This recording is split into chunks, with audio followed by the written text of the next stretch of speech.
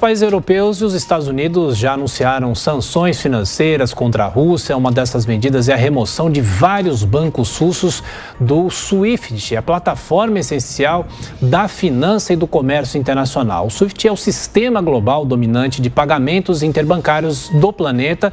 E sobre as sanções financeiras e quais as consequências, a gente conversa agora com o professor Marcelo Suano, do curso de Relações Internacionais e Direito do IBMEC aqui de São Paulo. Tudo bem, professor? Mais uma vez, bem-vindo aqui à Jovem Pan por participar da nossa programação e por nos esclarecer. Inclusive, professor, chega agora a informação de que o Japão teria adotado sanções contra o Banco Central da Rússia, ou seja, mais um país tentando asfixiar a Rússia do ponto de vista econômico. Pela sua avaliação e na sua especialidade, professor, será que as consequências serão graves para a Rússia no ponto de conseguir bloquear a sequência dessa guerra, professor? Bem-vindo.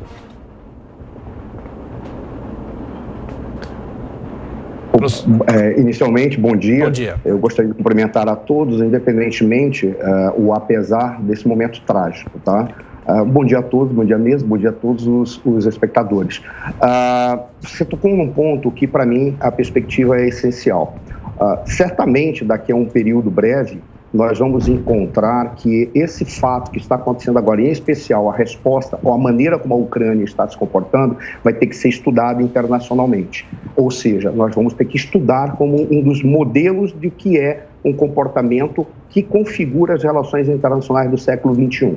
Quando se cita o fato do Japão ter aderido e já está incorporando elementos de sanção ou de constrangimento, o que fica claro que, apesar da Rússia, ou melhor, da equipe do governo russo, ter pensado estrategicamente o avanço militar com uma certa proficiência, com capacidade excepcional, eles estão demonstrando algo que a Ucrânia está conseguindo fazer de uma maneira extremamente elevada, soft power. O que significa isso? Eles estão investindo adequadamente na criação de um conjunto de aliados para constranger ou para impedir o avanço do outro. Ora, quando nós olhamos, os principais afetados vão ser os russos, nesse momento. O que se pensa é que o Vladimir Putin, ele pensou estrategicamente, não apenas a questão do avanço sobre a Ucrânia, mas a maneira de impedir que a OTAN avançasse até as fronteiras da Rússia. Quando você olha e vê toda a ação militar que foi preparada, todos os treinamentos, a gente não pode esquecer que em setembro de 2021 houve um treinamento, um exercício militar na Bielorrússia que envolveu dezenas de milhares de soldados e países foram convidados, incluindo a China, que foi convidada, mas disse, não, eu quero ser um observador porque nós já fizemos um treinamento militar aqui na Ásia e como observadora eu vou apenas entender e dar a minha contribuição. O que isso representa? Já se está pensando como seria uma invasão da Ucrânia. Militarmente, estrategicamente, foi de um alto nível, se você coloca, avaliando apenas a inteligência do aspecto militar. Mas do aspecto político geral, os russos estão tomando uma certa surpresa com a velocidade de articulação e a velocidade de resposta do Ocidente em apoio à Ucrânia. E os ucranianos estão dando um show para o mundo de como reagir e fazer uma articulação Sim. para que, de alguma maneira, o evento não dê continuidade. Professor, muito obrigado por esperar, por estar aqui participando aqui dessa cobertura da Jovem Pan. E a gente acabou interrompendo o senhor. Eu queria que o senhor complementasse o seu raciocínio e falasse também, do ponto de vista do direito internacional, o que é possível esperar de uma reunião como essa, porque a gente imagina que a Rússia vai pedir a rendição do presidente da Ucrânia. Isso, do ponto de vista do direito internacional, obviamente não é correto, não é, professor? Olha, independentemente de poder fazer uma avaliação sobre a correção da solicitação do Putin, o que se espera realmente é isso, que haja um pedido de rendição da Ucrânia. O professor Furriela falou algo, eu como assisto sempre a Jovem Pan, eu estava ouvindo ele, falou algo que é importantíssimo. Tá? Dentre várias coisas que ele falou. Ele disse, o que é relevante a se destacar é a questão de estar fazendo essa primeira reunião. Por qual razão? Porque é como você marcar um encontro. Você coloca onde vai ser, o que vai ser servido, como que as pessoas vão, quais são as condições, abstraindo. O que significa ter um primeiro encontro? Que algumas pré-condições já foram abandonadas. Ou seja, de repente a Ucrânia poderia estar colocando como pré-condição a retirada total das tropas russas. O que se espera de um presidente que faça isso. E o outro vai dizer, eu quero a rendição incondicional. Ter o primeiro encontro significa que já existe um ponto de partida anulando condições prévias. O que se deseja é que, a partir daí, comecem a ser construídos caminhos para que isso se encerre rapidamente, porque essa guerra ela não é uma guerra positiva para o mundo, para a Ucrânia, para a Rússia, para a Europa. Se eu pudesse apresentar de uma maneira mais ampla, eu diria que talvez nós estamos vendo como nunca o nascimento do século XXI definitivamente. Está ocorrendo agora. Por qual razão? Porque nós estamos vendo dois raciocínios do século XX se contrapondo. Que raciocínios são esses? Um, que é um excepcional estrategista do século XX, que é o Vladimir Putin, é uma grande liderança, talvez dos grandes líderes do século XX, e uma entidade que procura entender a sua existência, que também é do século XX, que é a OTAN. A OTAN ela foi construída exatamente dentro de uma teoria da geopolítica que dizia o poder terrestre não pode se expandir para as áreas anfíbias. Ora, onde que o poder terrestre se expandiria? Para as penínsulas, a Península Europeia, a Península do Oriente Médio, a Península da Índia, a Península Chinesa. A OTAN foi construída para impedir essa expansão para a Europa. O que isso significa? Que este mundo do século XX ainda está na cabeça de lideranças que tentam entender para que a OTAN deve trabalhar. E quando você observa e pergunta, tudo bem, a OTAN está certa ou está errada? A OTAN tem uma função que talvez não esteja mais adequada àquilo que se quer que seja o século XXI. O que é o século XXI? Uma integração cada vez maior das economias gerada por um avanço tecnológico que aconteceu, que acelerou o processo de produção, globalizou as cadeias produtivas, integrou as economias e permitiu uma comunicação como nunca antes houvesse. Ora, isso leva a que se reduza o investimento no hard power, o investimento em aspectos militares e aumente o investimento em soft power, em especial em diplomacia pública. E o que é a diplomacia pública? Não é a diplomacia governamental, é a maneira como um governo de um país explica para os países com os quais ele negocia, e em especial para as sociedades daqueles países, quais são os seus interesses e que seus interesses são legítimos. Voltando, o Putin, ele ainda raciocina na categoria do século XX, tal qual a OTAN. O que nós estamos percebendo agora pelo exemplo do que a Ucrânia está dando. Por qual razão o avanço que está sendo espetacular, está sendo acelerado, os russos vão ganhar, eu prefiro dizer, batalha da Ucrânia para tudo que pode acontecer doravante. Apesar de encerrar a batalha da Ucrânia de uma maneira muito rápida, e uma semana é rápido, tá? Apesar de tudo isso, ele vai sentir as consequências do que está acontecendo no âmbito do soft power. E nós vimos as respostas imediatas. Só que isso tem prazo de validade também, porque o mundo não pode estar tratando a Rússia como se a Rússia fosse qualquer coisa. Não pode estar tratando o Putin como se o Putin não fosse um homem inteligente. Este talvez seja o ponto essencial, da minha perspectiva, que está trazendo o confronto agora, neste momento, da Ucrânia, e se espera que daí comecem os diálogos, que está bem na lógica do século XXI. A diplomacia tem que ter um papel, que é o papel de produzir pontes, independentemente das necessidades individuais. Professor Marcelo Suano, conversando conosco aqui nessa programação especial da Jovem Pan. A gente faz um rápido intervalo. Professor, das sanções impostas à Rússia até agora por outros países, quais o senhor considera as mais graves, as mais pesadas? E acontecendo um acordo hoje, as sanções são automaticamente suspensas e elas devem ser usadas também como negociação, as sanções?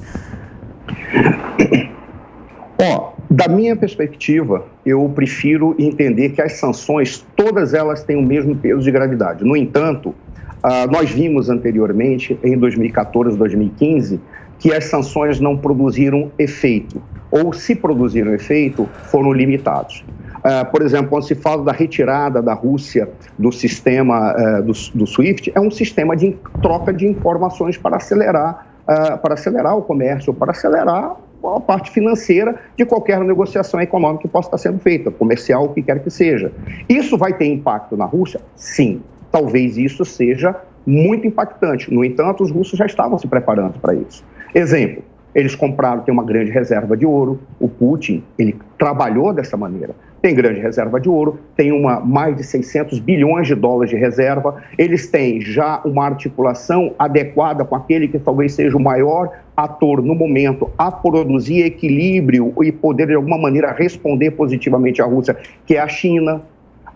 Mas ele, por exemplo, não percebeu, ou se percebeu, não calculou, e se calculou, ainda assim apostou, de que as articulações do lado ocidental poderiam resultar em minorar essas vantagens que o Putin calculou e trabalhou adequadamente ao longo desse período, ao longo desses anos. Por exemplo, tudo bem, tem uma reserva maravilhosa de dólares, mas os bancos centrais os bancos pelo mundo já estão impedindo a circulação desse dinheiro. Ele vai ter 600 bilhões de dólares para transitar dentro da Rússia. O que impede agora. Nós temos uma outra realidade. Oi, pois não. Desculpa. Eu vou só pedir uma gentileza. Senhor, a gente está voltando aqui para a transmissão para a Sádios, nosso Jornal da Manhã. Agora, 8h57. Repita. 8h57. Conversando com o professor Marcelo Suano, de Relações Internacionais e Direito do IBMEC aqui de São Paulo. Lembrando que daqui a pouco às 9 horas vamos fazer uma outra janela também para a nossa rede. Queria que o senhor continuasse respondendo a Adriana, na sequência também a pergunta da Amanda. O senhor estava falando sobre essa tentativa de asfixiar a Rússia do ponto de vista econômico, principalmente, não é, professor? Perfeito. Eu vou tentar ser rápido para não me tornar enfadonho, tá? Mas o que é o que me parece que também é relevante para que as pessoas levem em consideração? Relações internacionais do século XXI, ela não leva mais apenas às dimensões tradicionais das relações internacionais, dimensão política, cultural, econômica, a dimensão militar. Surgiu uma nova dimensão, que é aquela onde as relações internacionais já estão produzindo embates, que a pergunta que se faz é em que momento esses embates podem ser transportados para o mundo físico, que é o espaço cibernético. Nesse espaço cibernético, as coisas estão numa intensidade muito maior. O Putin também pensou nesse aspecto. Qual? Como que nós vamos trabalhar, por exemplo, com os criptoativos e com as criptomoedas? Porque se no mundo físico as moedas físicas podem ter um impedimento que está dando agora pela União Europeia e pelos demais países ocidentais, no mundo cibernético, na realidade dos criptoativos, a gente não pode esquecer. Cada pessoa é o seu próprio banco. E é um conjunto de informações em que, como diria o grupo da Cardano, nós confiamos no código. O código é o que representa o ponto de partida de confiança. E os russos estão trabalhando também com isso. Se derem mais um minutinho para eu encerrar esse raciocínio, tem algo que nós temos usado no Centro de Estratégia, Inteligência e Relações Internacionais, que é uma forma de tentar entender a maneira como os países formulam estrategicamente suas políticas externas. Há um tempo atrás, um articulista nosso do CN News, ele escreveu um artigo sobre a China dizendo: para entender a China, você tem que entender o Weiqi, o Go, um jogo. Que jogo é esse? É um jogo em que você tem os espaços em branco, todo mundo recebe peças e vai colocando as peças. Ganha não é quem destrói o outro, aquele que se sobrepõe e impede os avanços dos outros. Você lida com o fator tempo e fica olhando. Os chineses são excepcionais nisso. E é só olhar o comportamento dos chineses nas relações internacionais. Como funcionam os americanos? Os americanos, eles raciocinam como jogadores de pôquer. Não é porque eles blefam, é porque o jogador de pôquer tem um conjunto de cartas em suas mãos e ele sabe qual é o seu jogo e calcula o jogo dos outros em função das cartas que os outros têm. Como eles têm um maior jogo, eles podem apresentar mais exigências ao ponto de chegar a blefar. Como fazem os russos? Eles jogam com enxadristas. Como é que jogam os enxadristas? Eles sabem que todos têm o mesmo jogo, mas cada jogada tem respostas possíveis, você calcula as jogadas dos outros.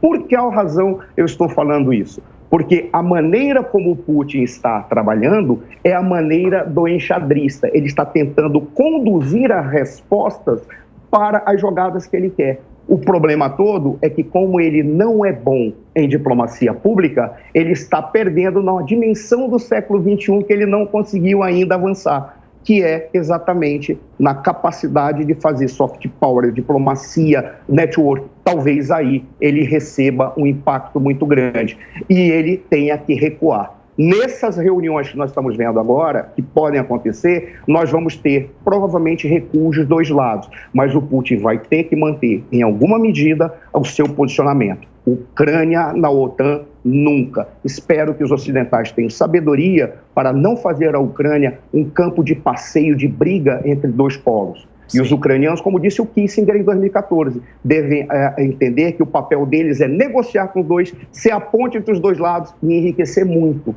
trabalhando com as duas esferas. Professor, na sequência, a pergunta de Amanda Klein. Amanda.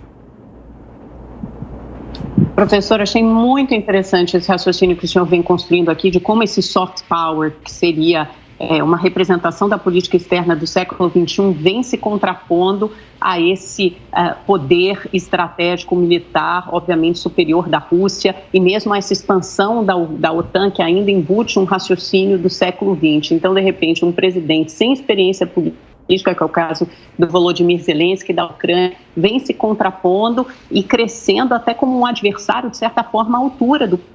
E aí, com base nisso, eu queria perguntar ao senhor qual pode ser o custo para o Putin em termos não só econômicos, mas de crise social, capital político, isolamento da Rússia depois dessa guerra, porque a comunidade internacional vem se pronunciando com manifestações e protestos até coordenados, articulados pelas redes sociais nos Estados Unidos e no resto do mundo, inclusive na própria Rússia, esses protestos vêm sendo reprimidos contra a guerra. Então, é uma sociedade que valoriza muito a paz e talvez isso não esteja nas contas de um ex-líder do KGB, como é o caso do Vladimir Putin. É uma sociedade internacional que quer outra coisa e pretende impor um custo altíssimo à Rússia, que pode, inclusive, tornar-se um pária internacional em que pese a importância, obviamente, de um país, de uma economia grandiosa como a Rússia. Queria que o senhor pensasse um pouco, descrevesse quais podem ser os custos dessa guerra para o Putin, além do custo econômico, o custo também de imagem e de capital político externo e interno. Amanda, eu te agradeço muitíssimo, você trouxe vários elementos. E eu poderia, se me permitir, eu vou começar do primeiro. Quando você fala do Zelensky, eu vou utilizar uma frase que o Graham Greene utilizava, não lembro qual foi o seu livro, agora me escapa, tá? Ele dizia assim: os maiores santos foram homens com uma capacidade muito acima do comum de fazer o mal. Os piores homens, por uma questão de instantes e segundos, perderam a oportunidade de se tornar santos. Veja, qual é o que isso nos traz? Quando você vê o Zelensky, sim, ele era um líder fraco, um comediante, e não por fato dele ser comediante, porque ninguém tem o direito de dizer que alguém que vem de uma atividade não tem a capacidade de ser brilhante em outra. Mas o fato dele ser comediante trouxe para muitos uma imagem de desprezo. Qual foi o momento, aquela chave em que ele se torna, escolheu ser um santo? Quando ele vai e faz aquela postagem dizendo: eu continuo aqui. E ao continuar aqui, eu vou fazer a resistência. Ele poderia ter ido embora, porque a forma como os russos trabalharam estrategicamente, com toda a frieza, eu peço desculpas à necessidade dessa frieza, foi brilhante. Rapidamente, muito bem operacionalizado, muito bem feito. Ali ele poderia ter ido embora. No momento em que ele fez isso, ele acenou para um Ocidente que o abandonou, que ele ia até o fim. E o Ocidente recuou e disse: meu Deus, nós podemos estar produzindo um mártir do Ocidente por culpa nossa. E tudo começou a se articular. Ao ponto de, por exemplo, na estratégia russa, foi tão brilhante que antes já foi feito um ataque cibernético. E já foi feito, apesar de ter muitas imagens, parte dessas imagens, eu particularmente, eu desconfio de todas, tanto de um lado quanto do outro. Só para concluir a questão cibernética, houve um ataque da mesma forma que a supremacia aérea russa é absoluta, porque a força aérea ucraniana ela já foi anulada em solo. Veja, estrategicamente, militarmente falando, está sendo uma aula, está tudo muito bem feito. Mas voltando na questão cibernética e voltando a um ponto que mostra a falha da diplomacia pública russa anteriormente. Na hora em que, inclusive, a parte cibernética na Ucrânia foi abalada, o que foi que ocorreu? Ora, todos os contatos da comunidade internacional já assinaram para o Elon Musk e falou: Bom, se nós não temos capacidade cibernética, a gente precisa de satélite. O Elon Musk não tem satélite. Olha que coincidência. Jogou o satélite para retomar o papel, a capacidade ucraniana. Essa articulação é que está sendo muito bem feita e é isso que as pessoas vão estudar depois, quando analisarem o que é o que é esse século XXI, que surgiu não agora, mas agora talvez as pessoas estejam vendo a criança. Professor Marcelo Suano, do curso de Relações Internacionais e Direito do IBMEC aqui de São Paulo, a gente fala principalmente sobre essas sanções que foram anunciadas não só pela OTAN, mas também em outros países, como o Japão, que fez um anúncio agora há pouco, falando sobre a maneira em que é possível interromper recursos para a Rússia, numa tentativa de pressionar cada vez mais o governo de Vladimir Putin a ceder e interromper as agressões contra a própria Ucrânia, e a gente continua acompanhando essa negociação que se desenvolve nesta segunda-feira. Daqui a pouco outras informações. E olha, falando ainda sobre as medidas que vêm sendo tomadas, a Ucrânia, por exemplo, em relação a armas nucleares, a Ucrânia decidiu não abrir mão de armas nucleares que foram deixadas no próprio território em troca de uma segurança e também reconhecimento como um país independente. Na verdade, a Ucrânia abre mão das armas nucleares, ao contrário da própria Rússia, que diz que deixou as posições estratégicas já totalmente armadas. E a gente retoma o contato com o professor. Professor, só fazia o seu raciocínio, pode concluir, por favor. Houve uma queda, né? Desculpa. Eu só lembrar onde foi que eu parei para dar uma linha. Eu estava falando da questão cibernética. Do novo século XXI. O novo século XXI. O novo século XXI, desculpa. Imagina, voltando a essa questão que nós estamos tratando, para o novo século XXI, essas dimensões do soft power são relevantíssimas. Mas nós temos que trazer a consideração para o fato que foi eu disse, não podemos estar demonizando tanto o Putin. Não quer dizer que ele seja santo. Não é isso que eu estou falando. O contato está difícil com o professor. A gente então agradece o professor Marcelo, trazendo as análises, as informações, falando sobre essa questão econômica. E o professor mesmo fala em novo século XXI, que o século XXI começaria agora, a partir desse conflito que o mundo está acompanhando.